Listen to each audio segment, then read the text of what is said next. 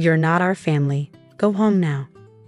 On our way to a camping trip with my husband Joseph and his parents, we stopped at a rest area off the highway. As I stepped out of the RV, Joseph abruptly hurled those hurtful words at me. What? I exclaimed, bewildered. This wasn't the Joseph I knew, the caring husband. The shock on my face seemed to amuse him and his parents as they exchanged smirks, and Joseph started to drive the RV away. This couldn't be real. They wouldn't leave me stranded in the middle of nowhere. Frantically, I dialed my phone, only to be met with a stunning rebuke from my mother-in-law. Did you honestly believe you were coming with us? How audacious of you. Don't bother calling again. I was looking forward to this trip. But we're on a one-way highway. You can't just turn back. And besides, you're not family. You're just my daughter-in-law. Know your place. We're going to enjoy ourselves without you. The call ended abruptly, leaving me staring at my phone in disbelief as the RV disappeared into the distance. The words "you're not family" pierced me to the core, aching with intensity. It was all so cruel. They had me prepare everything, only to leave me behind. Overwhelmed with bitterness and heartache, I had no option but to call a taxi and return home, feeling utterly helpless. Allison, a 31-year-old woman, had been married to her husband Joseph for 2 years. Despite her initial hesitation to live with his parents, Joseph bought a house for them, a short distance away from his parents' place. While it was a relief not to live under the same roof, Allison still faced challenges. Joseph's parents, the free-spirited, often imposed tasks on her, like sudden shopping trips or cleaning their kitchen. Despite feeling harassed at times, Joseph always apologized for his parents' behavior, urging her to endure. His parents were particular about appearances, treating Allison well in front of others. She felt pressured not to speak ill of them, fearing she'd be seen as the villain. Despite her efforts to understand them better, being left behind by Joseph during a planned camping trip was a shock she struggled to recover from.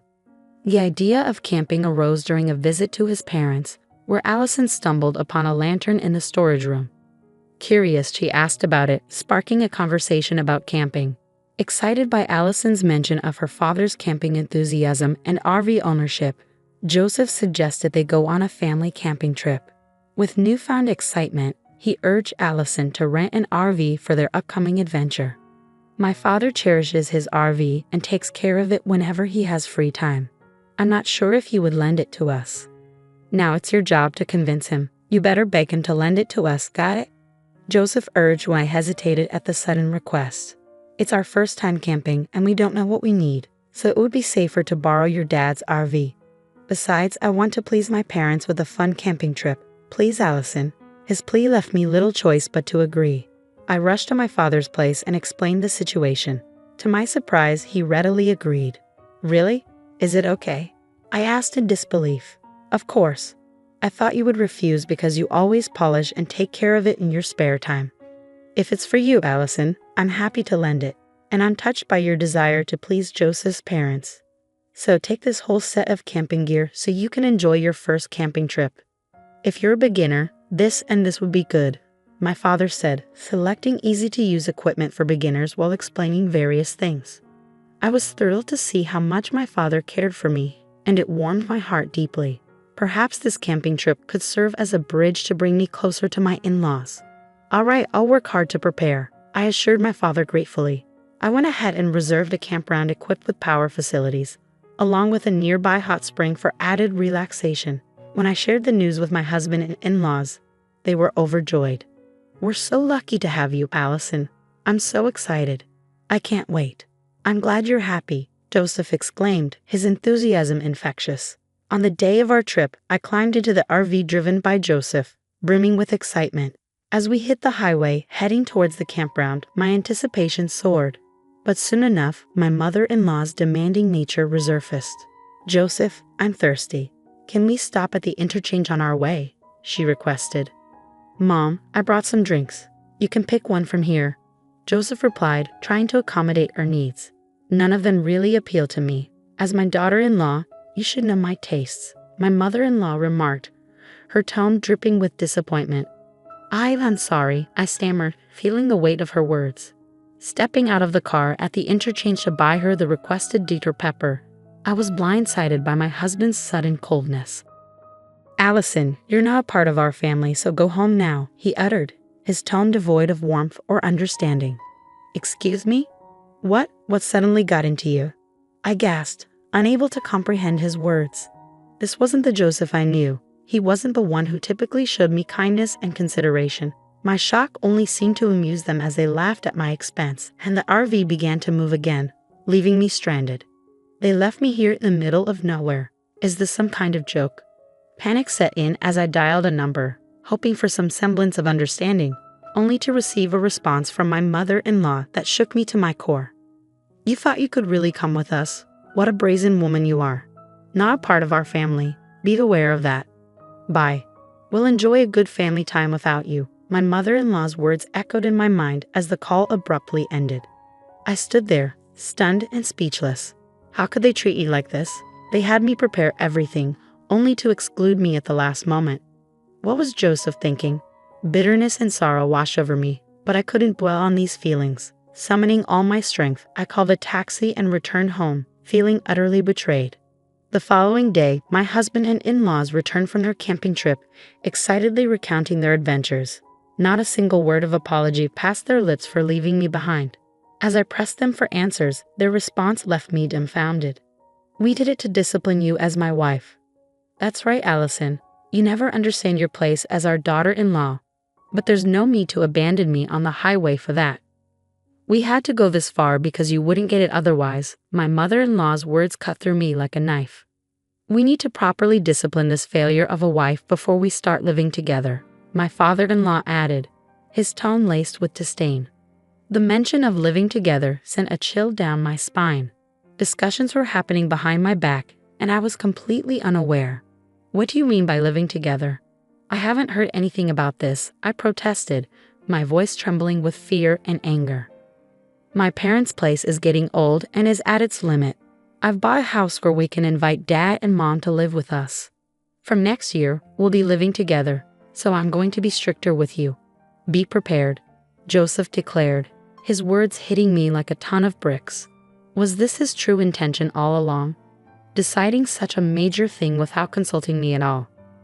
I was stunned, feeling utterly betrayed. My anger was overshadowed by a sense of powerlessness as I realized my voice meant nothing to them. And to add insult to injury, after borrowing the RV, they didn't even bother to refill the gas or thank my father. Allison, why are you just standing around? Hurry up and return the RV to your dad. After cleaning the interior, wash the car, then return it to your father. We don't want to be seen as thoughtless, Joseph instructed, his words dripping with insincerity. As I surveyed the interior cluttered with trash, I felt a surge of disappointment. Not only had they ignored me, but they had also disrespected my father's kindness. It was unforgivable. After meticulously cleaning and washing the RV and filling up the gas tank, I returned it to my father. Upon seeing me, he greeted me with a warm smile. How was it? Did you enjoy the trip? I wasn't considered as their family, so I didn't go, I replied, recounting the events of being abandoned at the highway interchange and my husband's sudden decision to live with his parents without consulting me. My father's smile vanished, replaced by an expression of fury. I'll get even for you, Allison. We will not let this slide. I won't let them have their way. Allison, we're getting back at them, he vowed, his determination evident. And in that moment, I felt a glimmer of hope amidst the darkness. With my father's wisdom guiding me, I returned to my in-laws' house where my husband and his parents were still basking in the excitement of the previous day's events. Keeping my emotions carefully hidden behind a light smile, I addressed them in a gentle tone. There's an even more amazing place than where we went yesterday. The autumn leaves are stunning right now.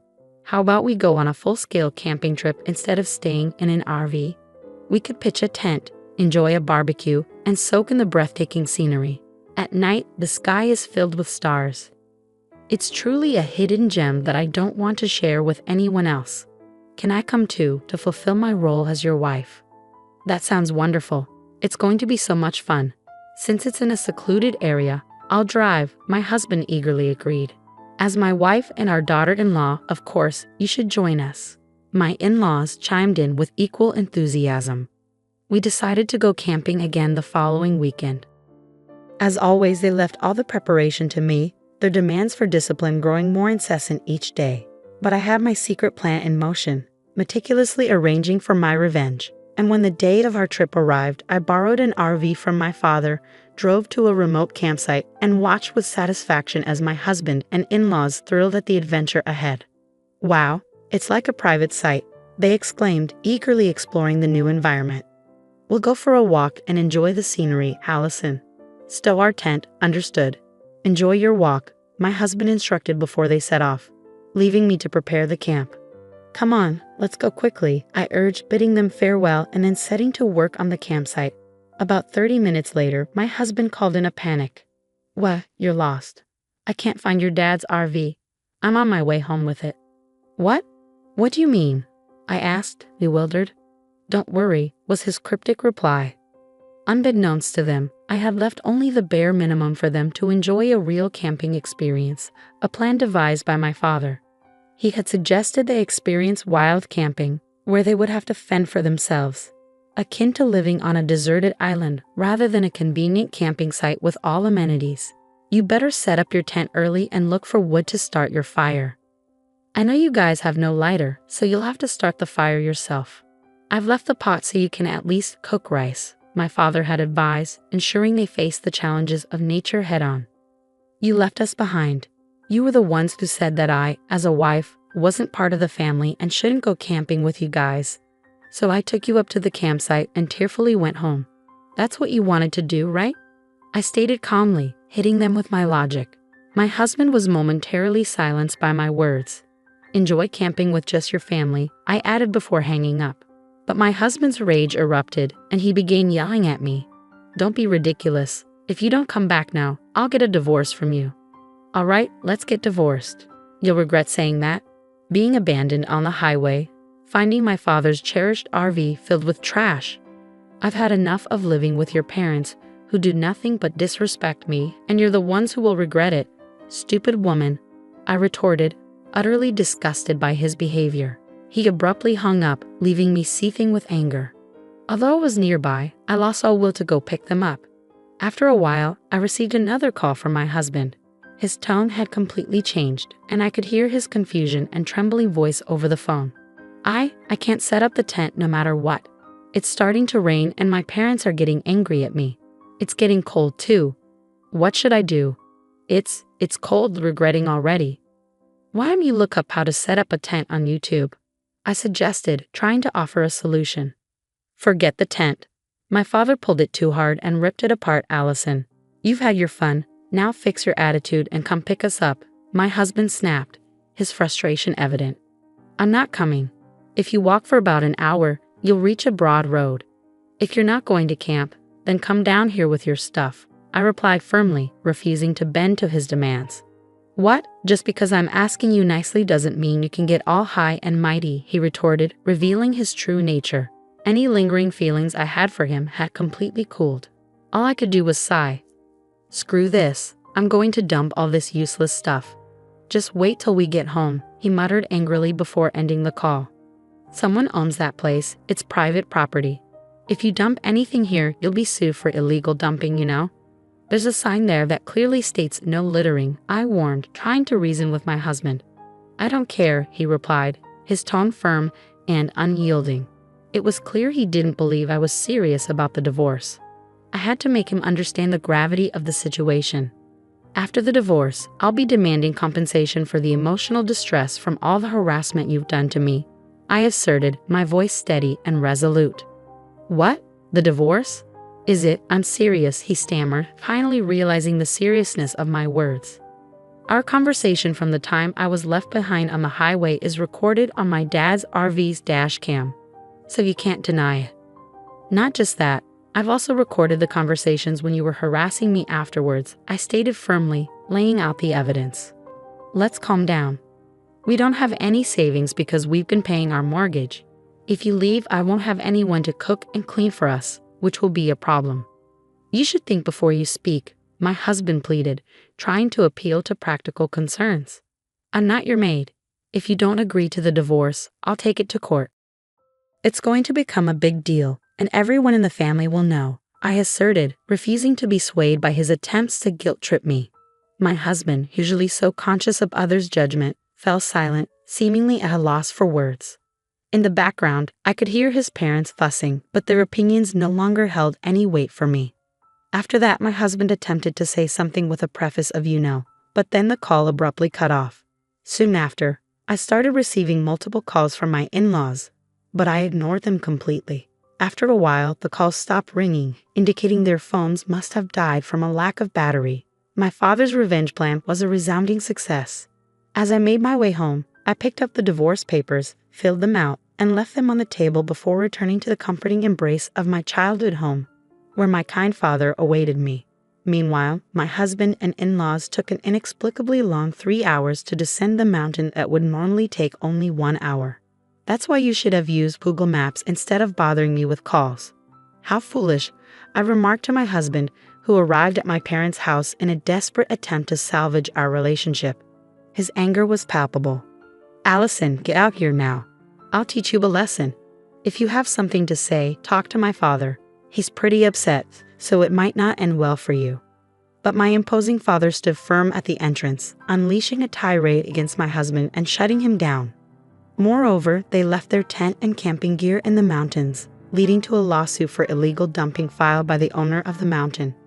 The person who filed the lawsuit, none other than my father, who had inherited the land from my grandfather. Security cameras installed due to recurring trespassing and dumping incidents made it clear who was responsible for the mess. As for the punishment, after finalizing our divorce, I demanded and received $1 million each from my husband and in-laws for the emotional distress they caused me. Unable to pay off their mortgage, my husband's house was foreclosed, and he now lives with his parents in their leaky house, leading a modest life as a family of 3. But there's no use crying over spilled milk. I returned to the company I used to work at before getting married, regaining the lifestyle that suits me. Next month, I plan to go camping with my parents, and I'm sure it will be a blast. After all the turmoil, I'm finally reclaiming my happiness and looking forward to brighter days ahead.